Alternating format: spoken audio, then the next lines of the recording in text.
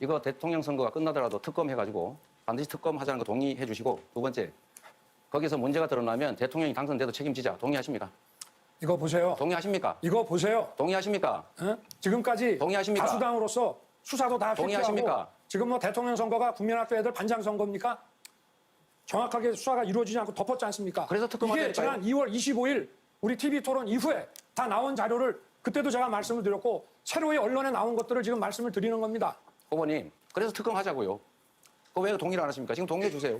당연히 특검하면 수사가 동의하세요. 이루어져야죠. 특검해야죠. 아니 왜 당연한 거를 특검에서 지금까지 안 결과가 하고 있다가 나오면 이제 대통령이 얘기하십니까? 당선돼도 책임지죠. 네. 자 이제 30초 드렸으니까 넘어가겠습니다. 대답을 안 하시네요.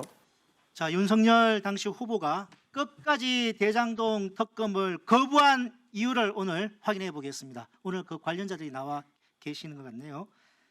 먼저 조우영 증인, 네, 천화동인 6호 실소유자 맞죠? 예, 그 부분에 대해서는 맞습니까? 아닙니까? 아닙니다. 아니에요? 예, 지금 선서하고 증언하시는 예, 겁니다. 예. 오케이, 알겠습니다. 아니, 그 부분에 정의는 대해서- 잠깐만요. 정의는 2011년도에 의원님, 그 부분에 중수부, 대해서는 대검 설명을 중수부, 좀 드려야 제가 묻는 말 대답하세요. 대검 중수부 가셔가지고 4개 범죄 혐의 수사관이 묻지도 않았는데 먼저 자백한 적이 있으시죠? 네, 근데 2011년도 이 관련해서 아무런 처벌 받은 적 없죠? 예, 자, 2014년 서울중앙지검에서도 조사부 수사를 받으셨는데 아니요, 해가 연도가 틀린 것 같습니다. 2012년도인가요? 3년도인가? 2015년 수원지검 처벌받는 거 말고 2012년도 2년도인가요? 예, 그때도 처벌받지 않으셨죠? 네, 그 남욱 증인, 네. 그 정인과 정영학 씨와의 그 녹취록에 보면 네, 그 당시에 우영이는 빼줘라. 그 이런 뭐 녹취록이 확인되던데 맞죠? 네, 그게 지금 그 2012년도 수사에서 그 당시도 그 변호사 2011년도와 마찬가지로 박영수였죠. 그랬던 거. 예, 그래서 기억합니다. 그때도 조영 씨 처벌받지 않았죠. 저희 다 그때 무혐의 처분 받았습니다. 정인도 그때 네. 처벌하셨고 조영 씨도 처벌 안 받았고 그 이강길 정인 만일 2011년도와 2012년도 이렇게 조우영 씨가 그 부산저축은행 그 불법 대출 금액이 1,100인가 1,800억인가요? 1,800억. 1,800억. 그걸 관련되는 수사 제대로 받아가지고 처벌 받았다 그러면 지금 국민의힘에서 저렇게 비난하고 있는 대장동 민간업자들의 이 뭐 수익 이런 부분은 모두 다 물거품 될 수 있었던 거 아닙니까? 예, 그렇습니다. 그거 좀 설명 좀 해주세요. 그 제가 알고 있는 부분만 여기에서 설명을 좀 드리겠습니다. 추가적으로 여기 그 증인으로 나와 있는 조우영 씨가 2016년도 저하고 같은 사건으로 2015년도 12월에 구속이 됩니다.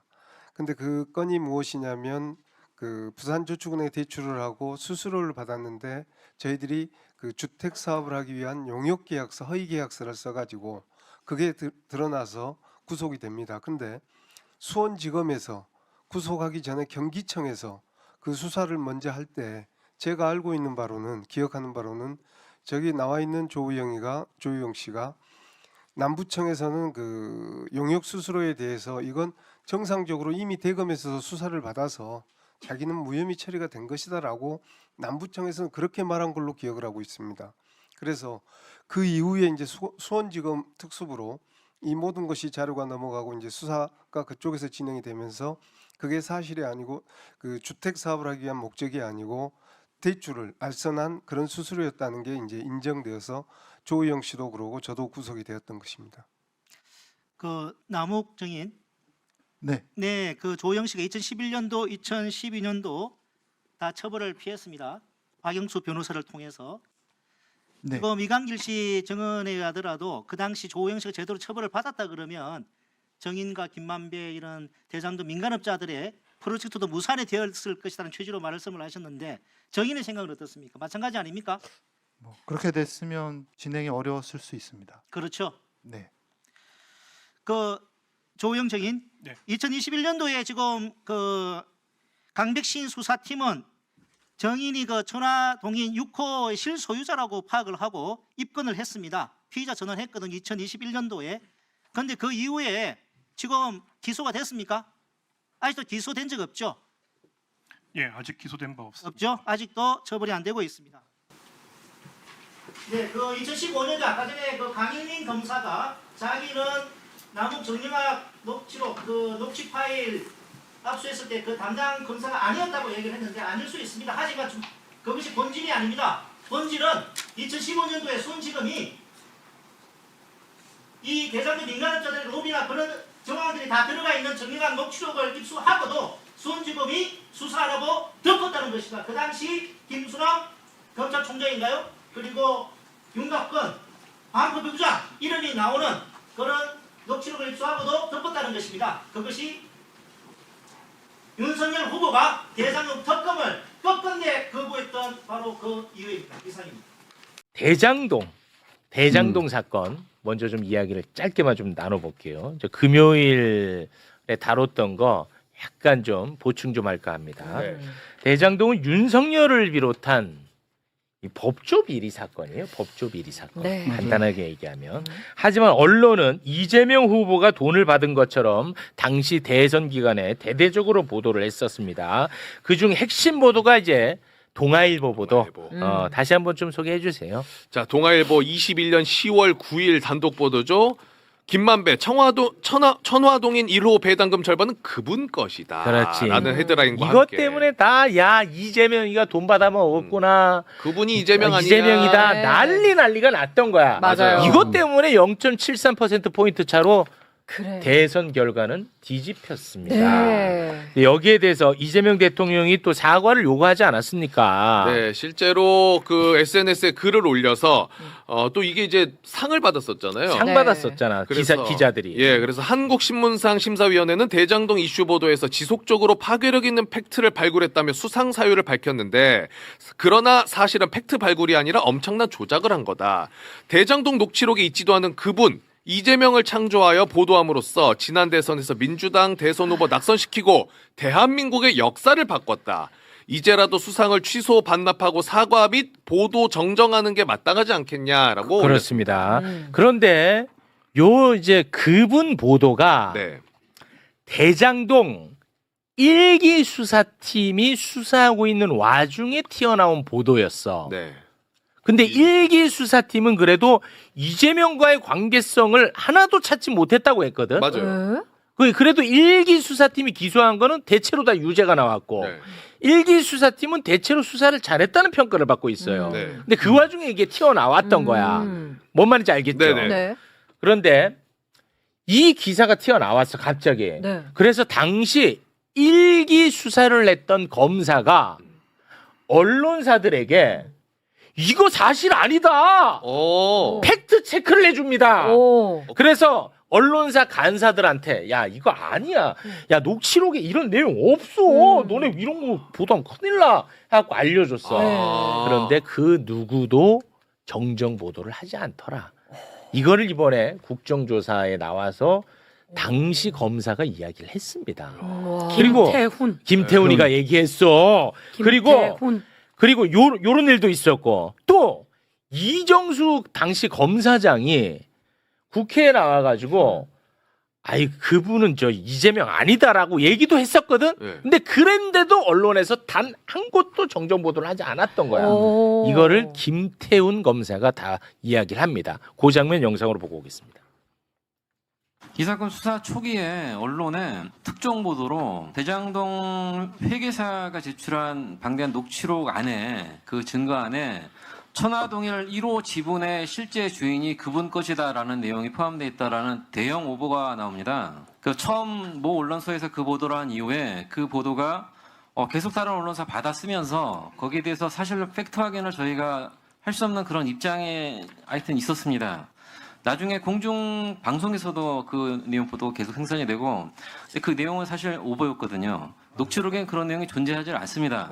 그 내용을 처음부터 끝까지 다 검토했던 수사팀은 다 알고 있었지만 그 내용에 대해서 법조팀 간사한테는 확인을 해줬습니다. 그 부분은 사실과 다르다. 오보가 정정이 안 됩니다.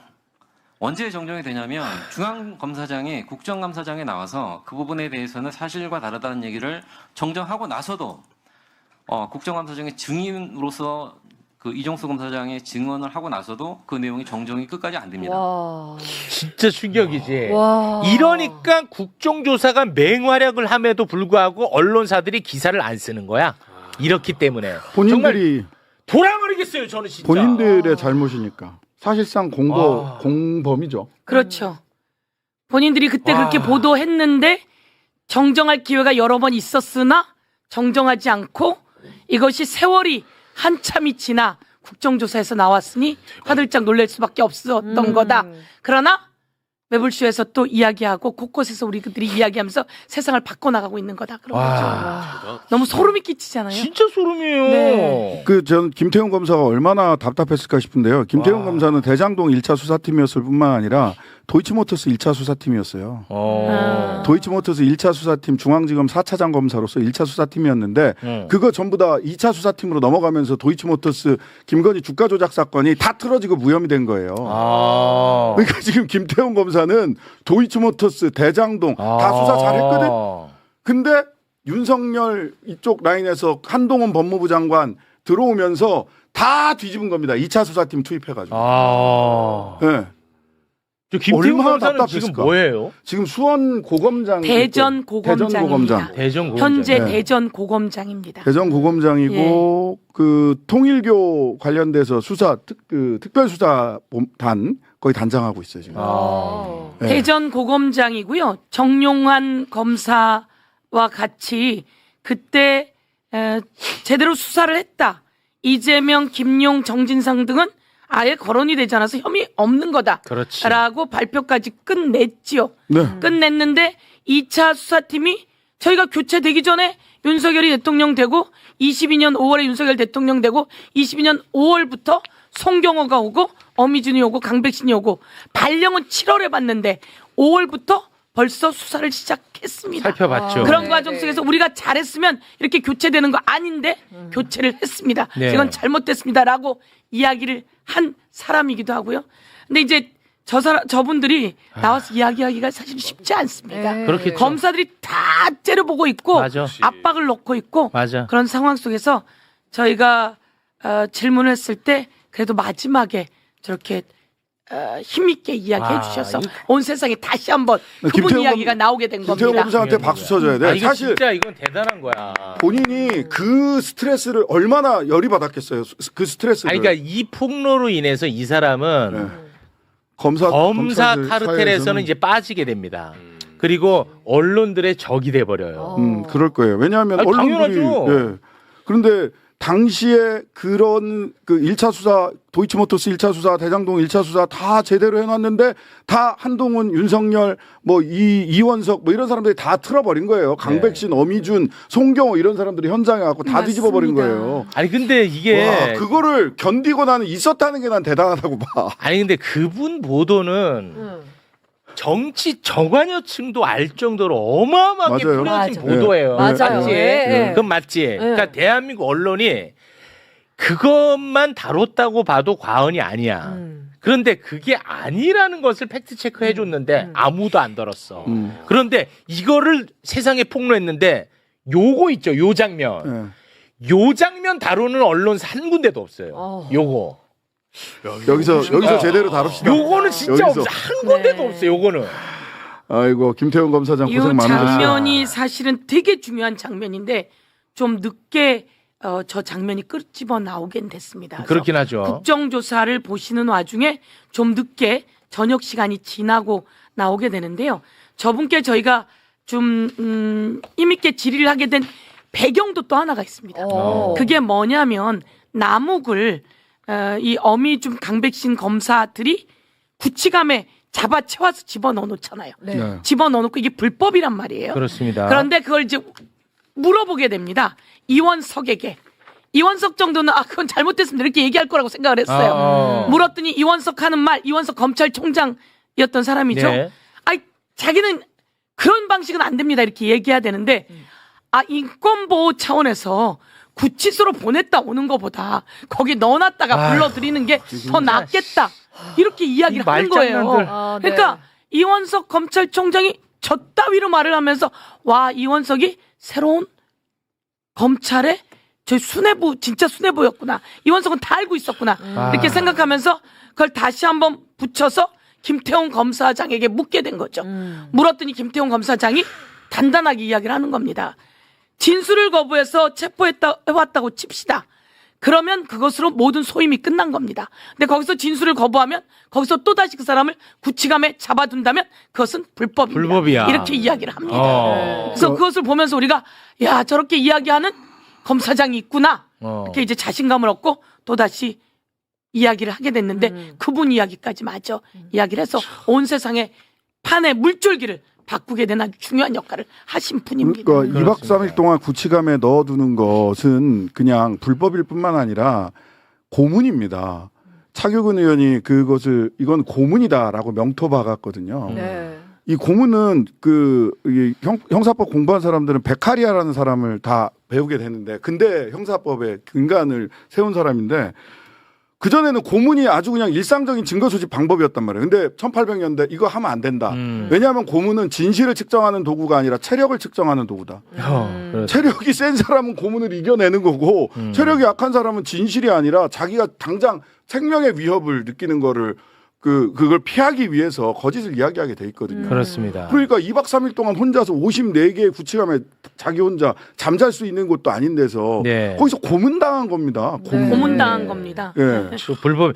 이번에 이제 나도 처음 알았는데 국정조사를 보면서 조사 목적으로 체포영장을 발부해가지고 이 사람을 데리고 왔던 거야. 맞습니다. 남욱을. 근데 이 사람이 진술 거부를 했어. 그럼 보내야죠. 진술 거부를 하면 체포영장의 목적이 이미 끝났잖아.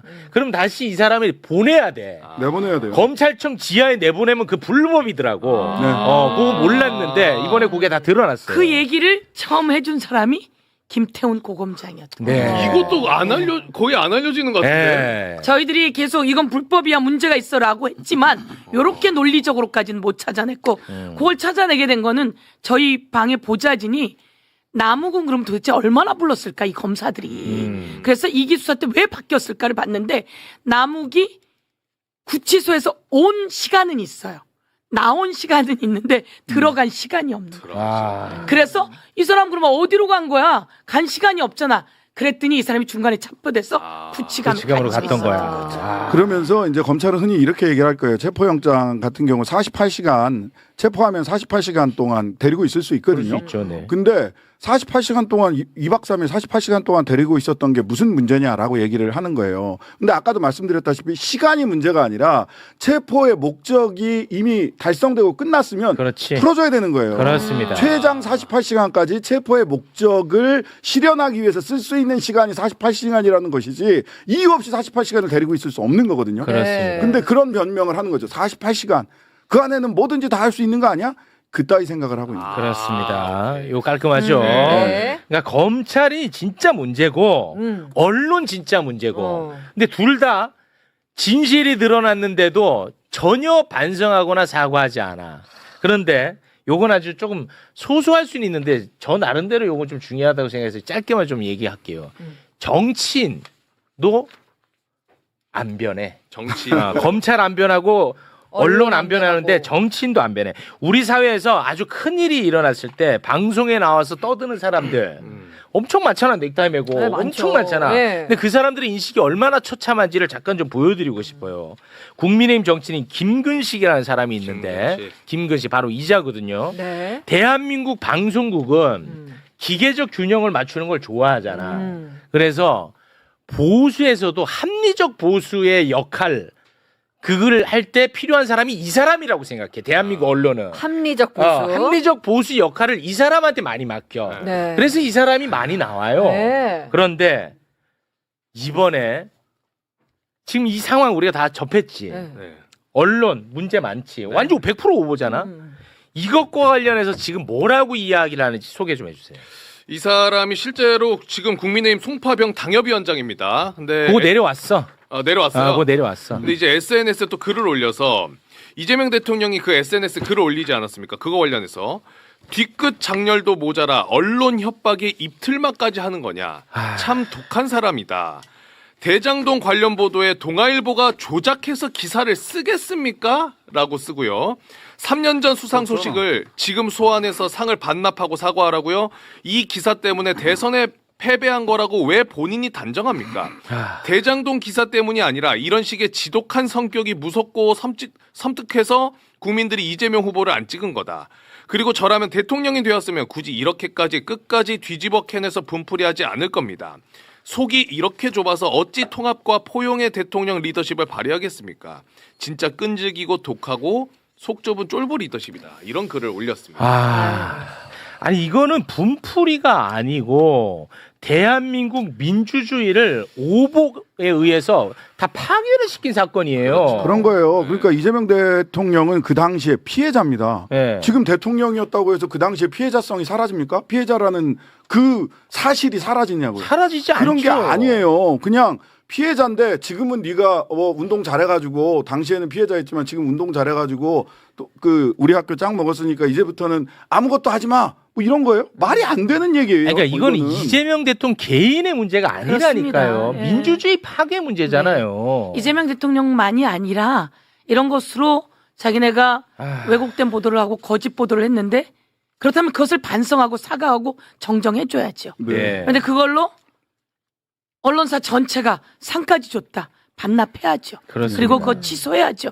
그게 정의로운 것이고 대한민국의 언론의 자유를 이야기할 수 있는 계기가 아닐까요? 네. 그런데 김건식이 이런 이야기를 한다는 걸 보면서 그동안 그래도 중간 정도는 있었던 것 같은데 예, 그래서 약간 합리적으로 보이기도 하지 않았습니까? 그런 중에 또 하나가 한동훈 아니었습니까? 네. 그분은 어디에서 시작됐는지 갑자기 한동훈 때문에 정신이 바짝 든다 이렇게 생각하는데 그분이란 단어가 너무 신기하잖아요. 딱 두 글자 가지고 세상 판을 바꾸잖아요. 그렇습니다. 이 두 글자를 만들어낸 자는 누구일까? 그렇지. 저는 이거 수사해야 된다. 그걸 잡아내야 예, 돼. 이 그걸 잡아야 딱 됩니다. 두 글자, 많은 글자도 아니에요. 딱 두 글자, 그분으로 너무 쉽게 온 세상을 흔들어놨고 맞습니다. 역사의 물줄기를 바꾼 잘못된 길을 만든 자 누구일까? 그렇지. 대강 그림은 그려지는데 그런데 이 김근식은 또 그쪽 개판은 아닐까 이런 생각도 좀 해보게 되고 예. 올라가지. 가짜, 당시에 인사를 총괄했던 사람 법무부 장관 그분이잖아요. 그게 그분 아니에요? 지금? 인사검증 인사총괄은 한동훈 장관이 네, 했었죠. 법무부 장관이 했어요. 그 다음에 예. 검찰들 1차 수사팀 다 날리고 2차 수사팀, 그러니까 김태훈 검사가 수사 잘하고 있던 거 다 날리고 새로운 대장동 2차 수사팀, 도이치모터스 2차 수사팀 그 인사 발령한 사람 누구예요? 네. 당시. 한동훈 법무부 장관이에요. 근데 또 작은 거 꼬투리 잡아서 또 난리치는 사람이니까 요거 바로 잡습니다. 그분 최초 동아일보 보도는 2021년. 네. 네, 요거는 바로 잡고 갑니다. 알겠습니다. 예, 작은 걸로 또 예.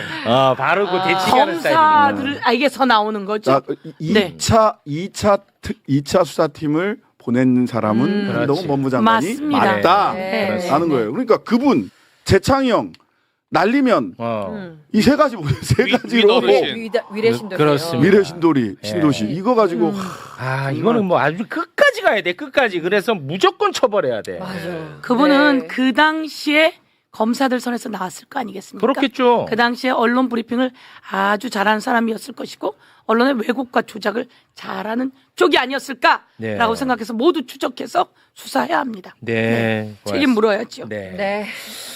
자, 시간이 좀 많이 흘러가지고 이 대장동 관련해서 좀 더 이야기 50억 클럽도 얘기 좀 하고 해야 싶은데 되는데. 좀 상황이 좀 여의치가 않아서 요거는 뭐 요 정도로 정리하고요. 네. 우리 저 조국 혁신당의 신장식 의원님, 네네. 요 얘기 안 하면 또 많이 서운해할 것 같아서 요 얘기는 저희가 근데 다뤘어요. 대북 송금 다룰 때 네네네네. 요 얘기를 잠깐 좀 다루긴 했는데 MBC 기자도 이 부분에 대해서 극찬을 이기자 해가지고 기자가. 요거 잠깐 좀 이야기를 나누겠습니다. 네네. 그 대북 송금 관련해서 네. 검찰은 2019년 7월에 필리핀에서 리오남에게 돈을 줬다.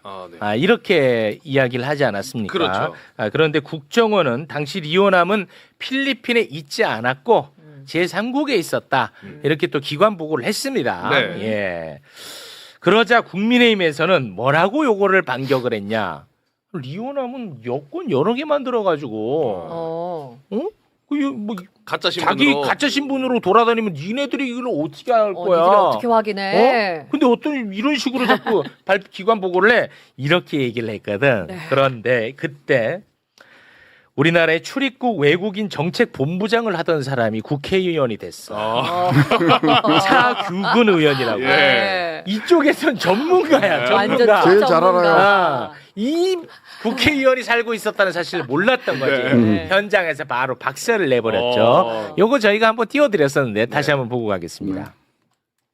제보에 하면 정인이 그 리호남으로부터 그때 필리핀에 가지 않았다라는 말도 들었다는 말도 있는데. 예, 들었습니다. 언제 어디서 그런 말 들었습니까? 시기는 말씀드릴 수가 없고 그렇게 오래된 시기는 아닙니다. 그때 필리핀 내 2차 대회 간 적 없다. 네네. 리호남 잘 알고 계시는 분이죠. 네네. 아까 그 존경하는 곽규택 의원님께서 리호남이 그 위조여권 14개 사용한다라고 이야기하셨는데 중국이 지문 채취 안면 정보를 전면 시행하기 2018년 4월입니다. 요거지, 요거. 옛날 영화에 보는 것처럼 여권 제시하고 출국 심사관이 여권 사진을 확인하고 통과 이러는 게 아니에요.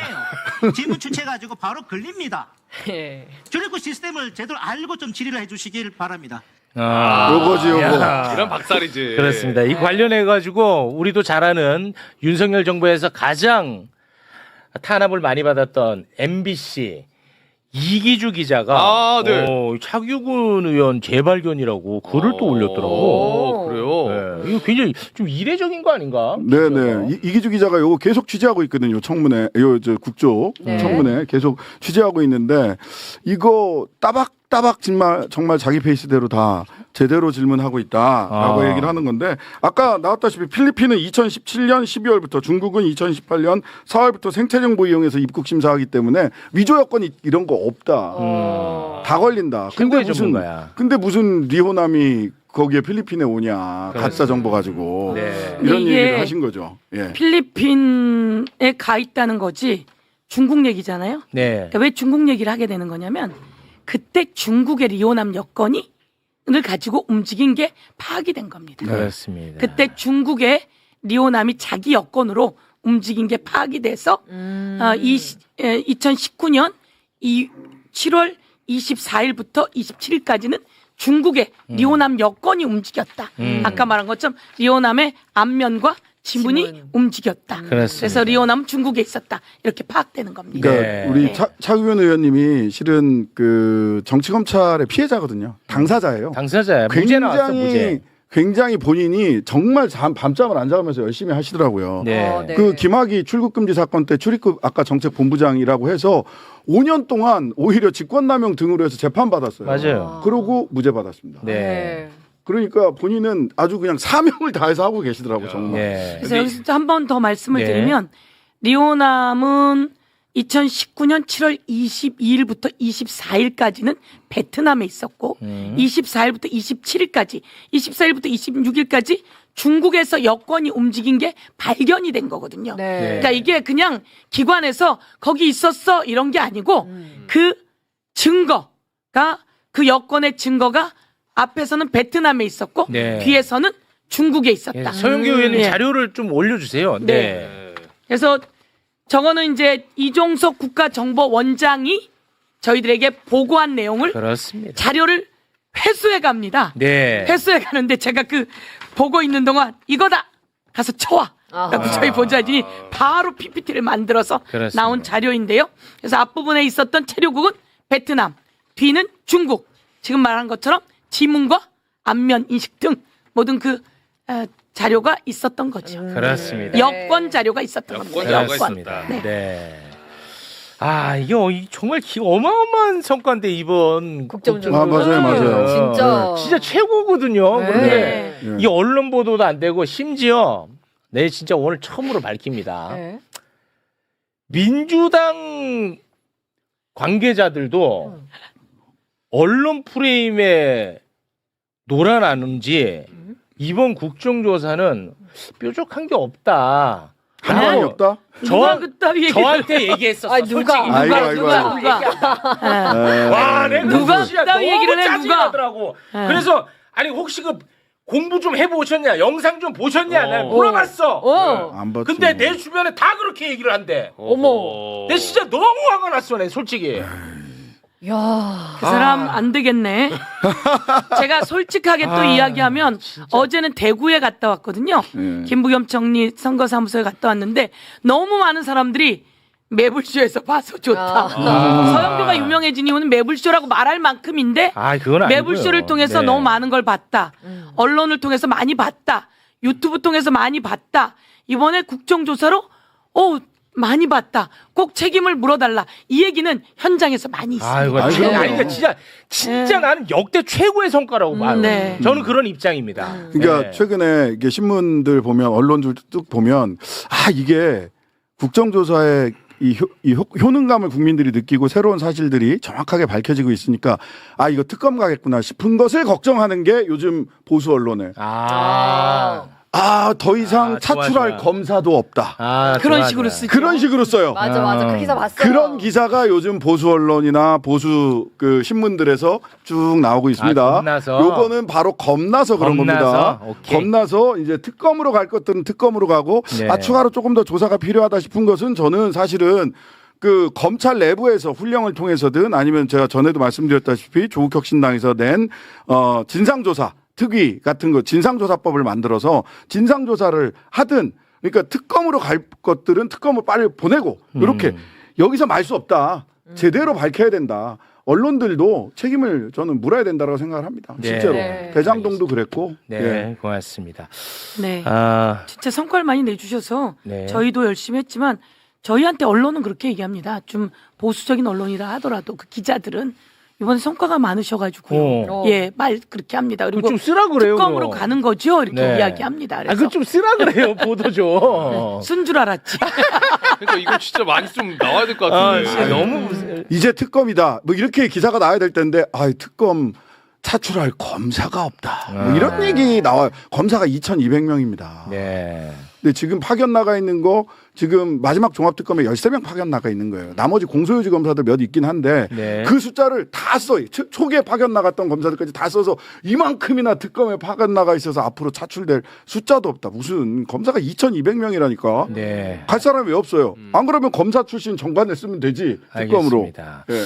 자, 두 분과 좀 더 이야기를 나누고 싶습니다만 저희가 또 민심도 네. 살피고 지방선거 이야기를 해야 돼서요. 끝으로 한 네. 말씀 부탁드립니다. 내일이 하이라이트입니다. 네. 내일이 종합 국조입니다.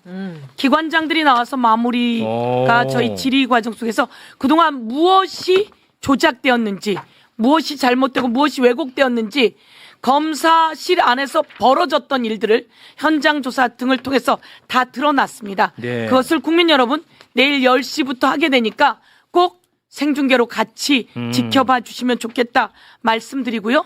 내일은 여러 사람이 나오는데 시원하지 않을 수도 있습니다. 네. 그러나 이게 역사에 남는 자리이기 때문에 지금 상황으로는 내일 김성태가 나오겠다라고 저희들에게는 나오고 있는 이야기입니다. 재창희 형을 실장님으로 고쳐지게 된 배경은 무엇일까? 그 속기사가 나오는데 속기사보다는 검사들의 조작이 있었겠죠. 네. 이 과정이 조금씩 접근돼 나가는 게 내일 나올 거고요. 네. 내일 쌍방울에 김성태 회장이 나오는데 김성태 회장이 나온다는 건 자기가 지킬 것은 지키고 또 이러고 싶을 수도 있으나 제가 보기엔 역사 속에 국민들이 매 눈으로 바라보신다면 이것을 다시 역사를 재정비해 나가는 과정 속에 중요한 장면이 네. 될 수 있을 겁니다. 김성태는 근데 사실 진실을 말할 가능성은 저는 매우 떨어진다고 네. 봐요. 왜냐 진실을 말하면 본인은 아예 이제 사회의 빛을 못 봐요. 그러니까요. 예. 선택적으로 할 겁니다. 뭐 선택적으로. 뭐 예를 들면 요 선택적으로 정도는 할 거예요.